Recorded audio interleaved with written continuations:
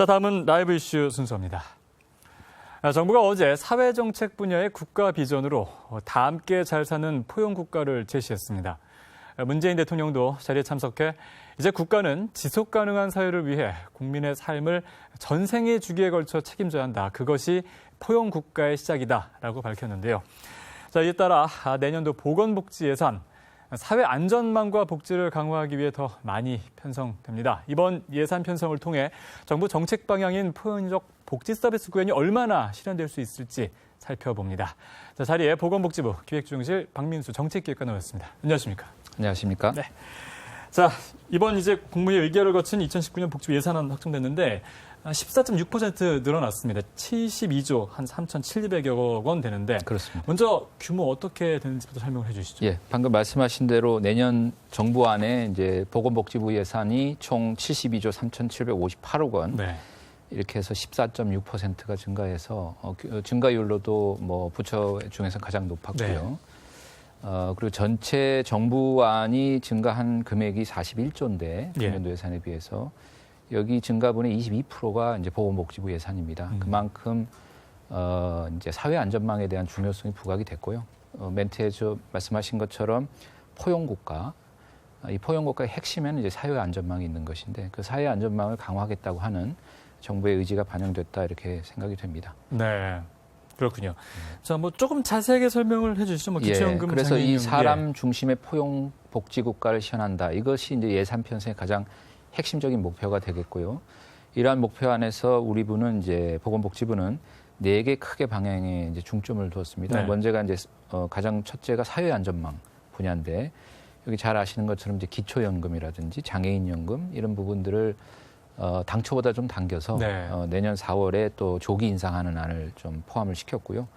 또 가장 어려운 분들을 대상으로 하는 기초생활보장 여기도 그간에 여러 가지 문제가 있었던 그 부양 의무자 기준 이런 것들을 이제 완화하는 예산들이 들어가서 좀 더 많은 분들이 제도의 혜택을 볼 수 있도록 이렇게 바뀌었다는 말씀드리고 두 번째 분야가 이제 일자리입니다. 네. 그래서 그 특히 일자리는 뭐 민간에서 창출되는 일자리도 있지만은 보육이라든지 돌봄이라든지 각종 사회 서비스에 대한 욕구가 커지고 있는데 이런 부분들은 결국 정부가 감당할 수밖에 없는 분야고 이런 분야의 서비스 일자리, 사회 서비스 일자리 분야에 확대하는 그런 내용들이 들어갔고 또 취약한 분들이 취업해서 경제활동을 하도록 돕는 자활 사업 같은 것도 강화되었다 이런 말씀드립니다.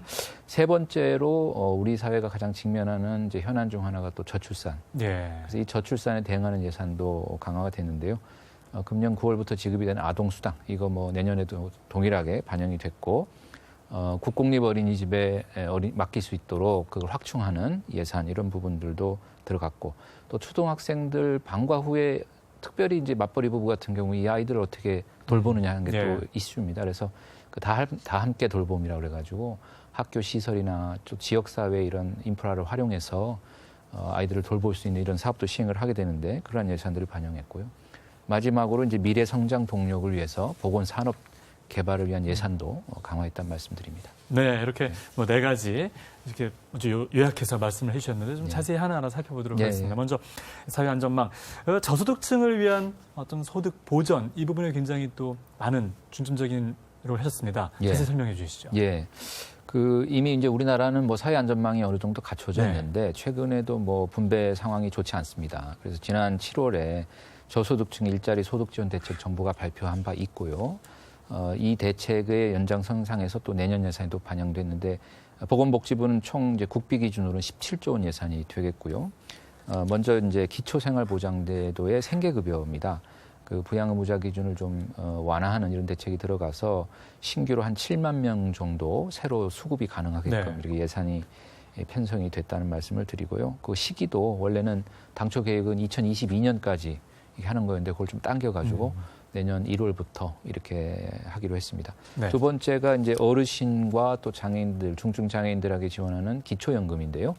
이 부분도 금년 이제 9월에는 25만 원으로 인상이 되고 내년 4월부터는 또 소득 하위 20% 대상으로는 30만 원으로 조기 인상을 하는 예산이 반영이 돼 있습니다. 그리고 또 이제 어르신들 일자리 사업들이 있습니다. 이제 이런 연금이나 이런 것들이 해도 좀 부족한 부분이 있기 때문에 특히 경제 활동이 가능하신 분들은 일자리를 통해서 추가적인 소득을 얻도록 하는데 이것도 한 10만 개 이상을 좀 더 늘려가지고 한 총 61만 개 일자리가 만들어지도록 이렇게 했고 또 저소득층의 자립 지원을 위해서 자활 일자리 사업도 급여도 인상하고 네. 또 그 대상도 확대하는 이런 예산들이 반영이 됐고요. 또 우리 뭐 일반 국민들한테 가장 또 일반적으로 활용되는 건강보험 정부에서 그 재정의 일부를 또 지원을 하는데 건강보험에 대한 국고 지원도 금년보다 약 7천억 정도 더 증액해서 반영했다는 말씀드립니다. 예. 네.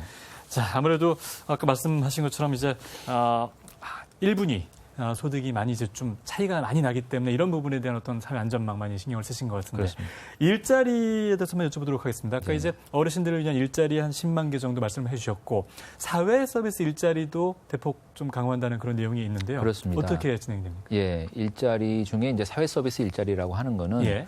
뭐 돌봄이라든지 요양이라든지 이렇게 결국은 우리가 이제 그런 욕구들이 고령화되면서 많이 늘어나는데요. 이런 분야에 종사하시는 분들이 이제 사회 서비스 직종이라고 할 수 있고 네. 이분들의 일정 부분을 정부에서 직접 공급을 합니다. 그래서 내년도에 사회 서비스 일자리가 6만 9천 명을 추가로 신규 만들 수 있도록 이렇게 예산을 반영을 해서 예산 규모로는 1조가 넘는 금액이 반영이 됐고요. 여기에 해당하는 주요한 이제 사업을 예시를 해보면 보육, 그러니까 어린이집이죠. 보육교사의 보조교사 15,000명, 예. 그리고 장애인의 활동 보조인 한 6,000명 정도, 그리고 초등학생들 온종일 돌봄에 지원하는 인원이 또 한 5,500명, 그리고 산모나 신생아의 건강관리사 네. 또 3,800명 이렇게 해서 이런 이제 각종 사회 서비스에 대한 돌봄이라든지 이런 분야에 종사하시는 분들의 예산, 인건비 예산이 반영됐다는 말씀을 드립니다. 네. 자, 이번 그 복지부가 새로 추진하는 사업을 한번 살펴보면 커뮤니티 케어 선도 사업이라는 게 있습니다. 이게 그러니까 복지 서비스를 지역사회 중심으로 한다 이렇게 이해해도 그렇습니다. 되겠습니까? 예. 네. 그렇다면 이 커뮤니티 케어 선도 사업 구체적으로 어떤 내용인지 좀 설명해 예, 주시죠. 커뮤니티 케어 좀 말이 어렵긴 한데요. 네. 네. 그러니까 지역 사회에서 돌봄을 하겠다 그런 겁니다. 그 보통 우리가 돌봄이 필요한 그 계층 대표적인 것들이 노인하고 장애인들이 네. 있는데요. 아주 건강이 심하게 악화되거나 이러면 이제 결국 시설에 가십니다. 병원에 가시기도 하고. 근데 이제 개인은 사실은 본인이 살던 그 근거지 중심에서 내가 몸이 아파도 네. 생활하고 싶어 하는 그 기본적인 욕구가 있습니다.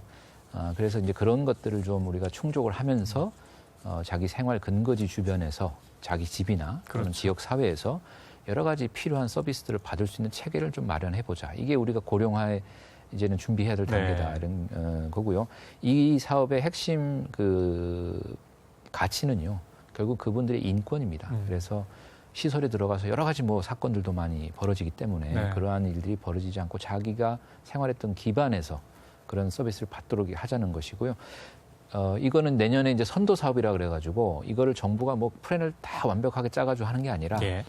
또 이미 지자체나 이런 데서 부분적으로 하는 부분들이 있어요. 그래서 가장 좋은 것들을 발굴하고 또 필요한 것들을 지원하는 이런 형태로 사업을 진행하기로 했고 저희가 크게는 세 가지인데요. 먼저는 맞춤형 재가 서비스. 네. 그러니까 집에서 필요한 돌봄 서비스를 받을 수 있도록 하는 것이죠. 두 번째가 주거 지원입니다. 예를 들면은 뭐 대상자끼리 모여서 사는 공동 뭐 그룹 홈이라든지 아니면 뭐 내가 집에서 밤에는 집에서 자더라도 낮에 동네에 가가지고 같이 비슷한 사람끼리 모여서 생활할 수 있는 공간이라든지 이런 이제 주거 지원 내지는 중간 시설 운영 이런 형태의 커뮤니티 케어 이런 것들을 좀 선도 사업으로 생각을 하고 있고 특히 이제 내년에는 뭐 한 그 몇 개 시범적으로 운영을 해서 좀 성과가 나고 하면 그 이후에 이제 좀 더 확대하는 이런 것을 계획을 하고 있습니다. 그래서 금년 9월 현재 지금 막바지 단계에 있는데 커뮤니티 케어 추진 종합 계획 이것을 이제 정부 차원에서 마련하고 또 내년에 이제 구체적으로 사업을 이제 진행할 예정입니다. 네, 뭐 이미 유럽에서는 뭐 웰다잉 이런 부분에 대한 주제가 많이 논의가 되고 있는데 이제 우리나라도 점점 선진국으로 봅니까? 그렇습니다. 이런 부분에 대한 논의가 이제 점점 이루어지는 게 아닌가라는 그런 그렇습니다. 생각이 이제 집에서 시설 이게 아니고 네, 중간에 이제 그 할 수 있는 그렇죠. 서비스를 받을 수 있는 그런 체계를 갖추는 겁니다. 예. 네.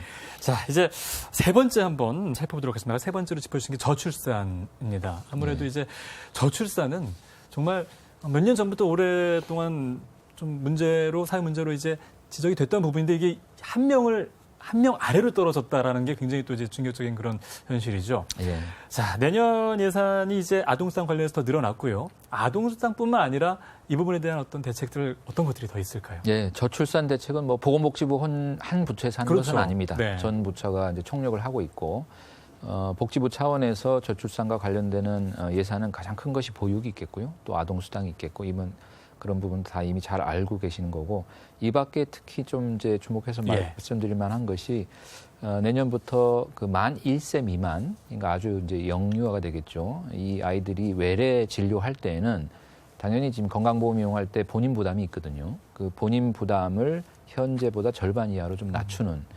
이런 이제 사업들이 계획이 되고 있습니다.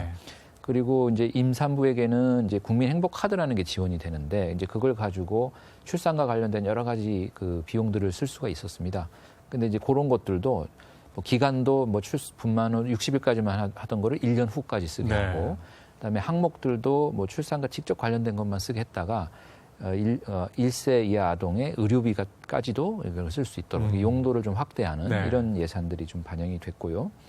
그다음에 이제 산모 신생아 건강관리 서비스라는 게 있는데 보통은 이제 아이를 출산하면 우리 보통 산후조리원 이런 데 많이 가시지 그렇죠. 않습니까? 근데 그런 거보다는 집에서 좀 케어를 받길 원하시는 분들이 있어요. 그래서 뭐 이거는 이제 특별한 요건에 해당되시는 분만 서비스를 받으실 수 있는데 이런 산모 신생아가 집에서 사후 조리를 할 수 있는 서비스를 받을 수 있는 그런 예산도 뭐 금년 한 8만 명인데 내년에는 11만 7천 명까지 이렇게 확대하도록 이렇게 됐다는 말씀. 그리고 앞서도 잠깐 언급했지만 초등학생 돌봄 사업, 마을 돌봄 사업. 그래서 학교 시설이나 또 마을의 어떤 공동 시설을 활용해서 아이들이 방과 후에도 적당한 케어를 받으면서 또 필요한 프로그램들이 진행되는 이런 사업들이 진행되고 있습니다. 네, 참 좋은 사업들이 많이 포함되어 있고 아까 말씀하신 대로 저출산 문제는 사실 복지뿐만 아니라 모든 정부처의 어떤 노력해야 될 부분이 아닌가 그런 생각이 듭니다. 네. 예. 자, 그리고 경로당 지원 예산이 올랐습니다. 이번에 살펴보면 냉난방 예산이 이제 더 포함이 된 건데 경로당의 냉난방 예산을 좀 더 늘린 거죠? 예, 뭐 경로당의 예산은 사실은 정부 안에는 그동안은 없었고요. 국회 심의 과정에서 항상 또 이렇게 새롭게 반영되는 형태로 해서 정부 차원에서 지원이 됐던 예산인데요. 이번에 최초로 이제 정부 안에 반영이 됐습니다. 요거는 이제 이번 여름에 사실 굉장히 더웠지 않습니까? 그래서 어려운 일들 많이 겪었는데 이제 이러한 기상 변화에 따른 어려움들이 앞으로도 계속 예상이 되고 그래서 이제 특히 취약한 노인들이 낮 시간에는 경로당에 모여서 좀 시원하게 지낼 수 있도록 하는 거고요. 정부 예산하고 또 시도, 시군구 이렇게 다 합해가지고 경로당 이제 개소당 총 우리 전체 6만 5천 개가 되는데 경로당 한 개소당 총 한 210만 원 정도 예산 지원을 받게 됩니다. 여기에 이제 냉방비가 한 20만 원 정도 그리고 난방비 겨울에 난방비 또 한 160만 원 그리고 양곡비 뭐 밥도 거기서 해 드시고 하기 때문에 그런 것도 한 35만 원 이렇게 해서 지원을 받으실 수 있도록 정부 예산에 반영됐다는 말씀드립니다. 네, 사실 어르신들께서 전기료 아끼시려고 사실 더워도 잘 안 트시고 또 추워도 안 트시고 하시는데 이렇게 경로당을 통해서 좀 따뜻하게 또 시원하게 굉장히 좋지 않을까 네, 그런 생각이 듭니다. 자, 그리고 이제 보건산업에 대해서 한번 여쭤보도록 하겠습니다. 융합형 의사과학자 양성 R&D 사업으로 이제 50억 원이 편성됐고 보건산업 분야의 R&D 이 부분이 이제 예산이 늘었습니다. 어제 당정청에서도 이 부분에 대한 R&D 예산 좀 지원하겠다 이런 얘기가 나왔었는데 추진 계획 또 지원 내용 말씀해 주시죠. 예, 우리 사회가 지금 일자리 문제가 참 어렵지 않습니까? 그래서 산업이 발달하고 경제가 활성화돼야 또 일자리들을 많이 만들어낼 수 있는데요. 우리 보건복지부에도 보건산업을 또 관장하는 이제 업무를 하고 있습니다. 그래서 이 보건산업은 사실은 굉장히 중요한 산업이고요.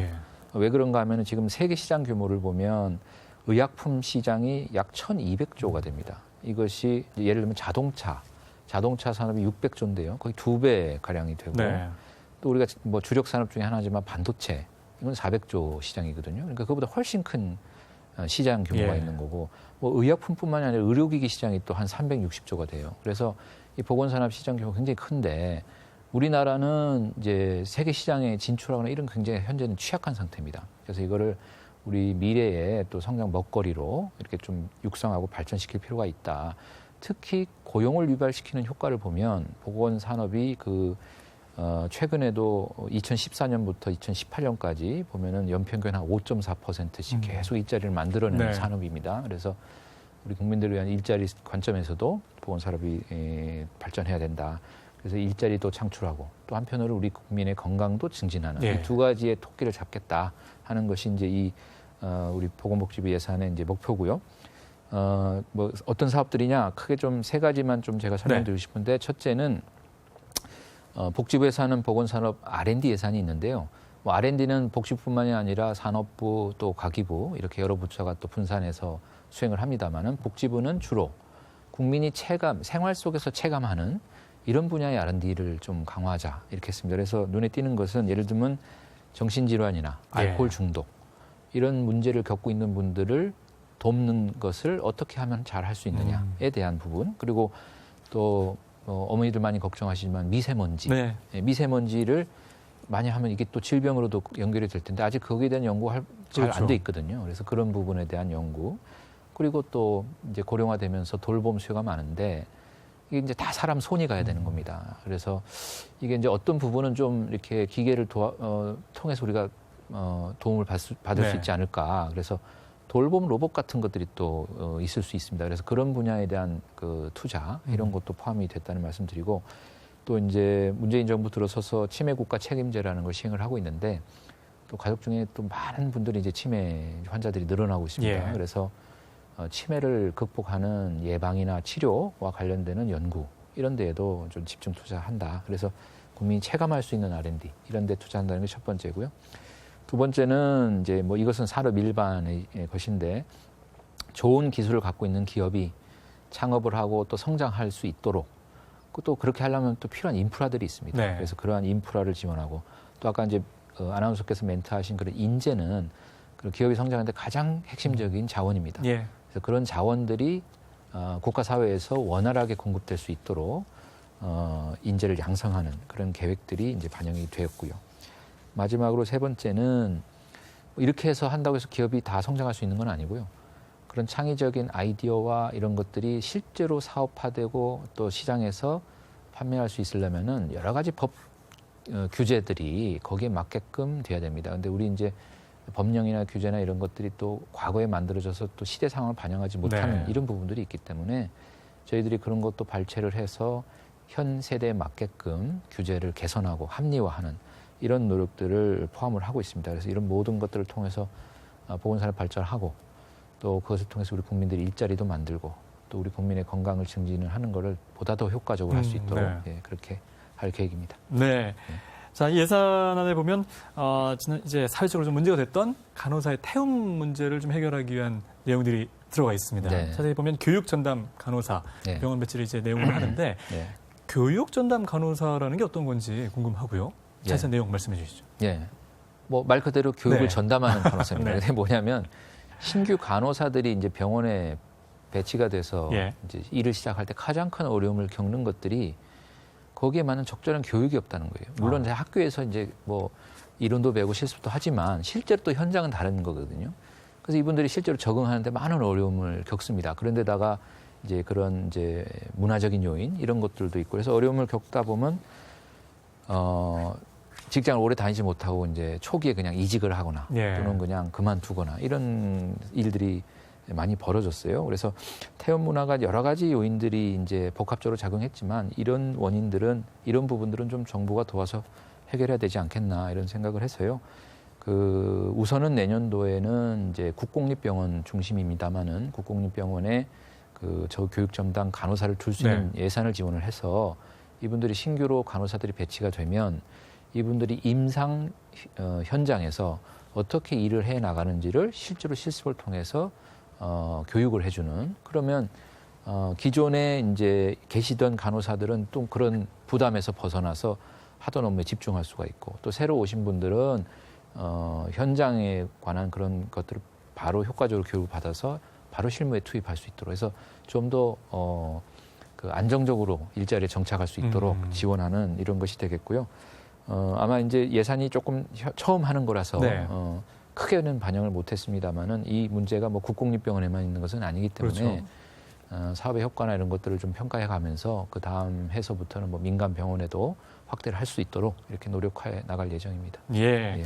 자, 좀 의료 관련해서 조금 더 여쭤보도록 하겠습니다. 이 국민의 질병관리 강화를 위한 시스템 구축, 또 그리고 건강영양연구에 38억 원 예산이 이제 새롭게 편성이 됐습니다. 그렇다면 국민의 어떤 질병관리 시스템, 공공의료, 우리나라 공공의료는 사실 세계적인 수준이라고 평가를 받고 있기도 한데 이 공공의료 확충 방안 어떤 것들이 있을까요? 예, 공공의료 확충 방안 중에서 가장 중요한 것은 이제 우선은 우리가 일상생활 속에서 가까이 접할 수 있는 것이 보건소, 네. 그리고 지방 의료원 같은 이제 의료기관들입니다. 예. 그래서 이 의료기관들에 대한 시설 이런 것들을 확충하는 예산이 내년에 좀 많이 반영이 됐고요. 이것은 이제 뭐 다른 차원에서 생활 SOC의 한 부분이기도 해서 또 예산이 잘 반영이 됐는데 그런 부분들이 우선 하나 말씀을 드릴 수 있겠고, 그리고 두 번째로는 저희가 이제 시설뿐만 아니라 사실은 보건의료 쪽은 인력 문제도 좀 취약합니다. 예. 그래서 특히 이제 대도시는 문제가 없는데 농어촌이나 벽지나 이런 데는 의사분들 찾기가 힘들고, 특히 아주 필수적인 산부인과나 또 소아과 이런 의사분들 찾기가 어려워요. 그래서 분만 취약지의 산부인과 그리고 소아과 의사들이 활동할 수 있는 예산을 지원하는 그런 예산들이 또 반영이 돼 있어서 그런 부분들이 있고요. 그다음에 이제 이것이 이제 보통 의료 서비스와 관련이 되는 것들이고, 그밖에 사실은 공공보건이지만 저희가 감염병, 그다음에 새롭게 나오는 이런 미세먼지 이런 것도 있고, 또 최근에 이슈가 돼서 그랬는데 라돈 침대 네. 이런 문제가 있었지 않습니까? 저희가 사실 기존의 행정 틀로는 전혀 좀 예측하기 어려웠던 그런 생활용품에서 나오는 그런 문제들이 있었어요. 이게 부처도 명확하지가 않고 어느 부처 소관인지 이런 문제가 있어서 대응이 좀 적절히 못 되는 부분들이 있었는데, 그래서 이런 문제를 좀 적극적으로 해결하자. 그래서 이것도 영어를 써서 좀 그렇지만 원헬스라는 이제 사업들을 시행을 하게 되는데, 요거는 다른 것은 아니고 지금 보건과 관련되는 부처가 여러 부처가 있습니다. 보건복지부, 식약처, 또 산업부, 이제 국민 건강과 생활과 관련되는 일들을 하는 그 부서들이 있는데, 이런 부서들이 평상시에 좀 네트워크를 갖고 또 이슈도 공유를 하고 이렇게 해서 또 정보도 공유하는, 그래서 어떤 사안이 터졌을 때 그걸 종합적으로 대안을 마련해서 정부 차원의 접근이 가능하도록 이런 좀 체계를 갖추고자 하는 것이 원헬스의 내용입니다. 그래서 그런 이제 사업을 시작할 수 있는 예산을 좀 내년에 반영을 해서 우리 공공보건 의료 그런 쪽에 발전이 되고요. 아까 잠깐 언급했지만 미세먼지 같이 우리가 이제 새롭게 접하는 이런 분야들에 대한 연구 예산도 반영됐다 말씀드립니다. 네, 사실 아까 말씀하신 그런 각 지역의 산부인과라든가 소아과 선생님이 부족한 문제, 사실 저희가 그런 프로그램으로 또 다루기도 했었거든요. 그 부분이 굉장히 또 사회적으로 원하시는 분들이 굉장히 많이 있었는데 그런 부분에 대한 지원 굉장히 눈에 띄는 부분인 것 같습니다.